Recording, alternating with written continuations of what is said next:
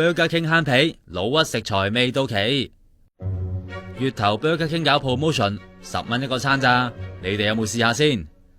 如果食完又冇肚屙，咁就真係要恭喜你啦。事關有員工 send 咗個內部 email 俾我哋，寫明呢啲整包嘅塔塔醬4月17號到期，但係 Burger King 亞太區總部批准延長用多1個月，仲趁5月推10蚊餐嘅時候用添。其實佢哋過去1年都試過好多次擅自更改食材到期日噶啦，上至牛肉，下至醬汁都有次仲講到明 promo 嗰陣用添。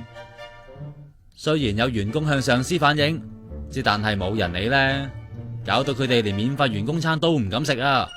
梗係啦，有醫生話醬汁同肉類好易變壞，食咗隨時中毒噶。食安中心都跟進緊呢單 case 噶啦。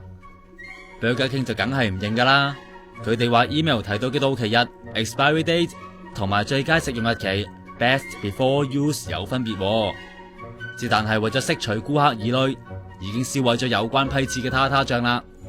不過你夠唔夠膽再去呢？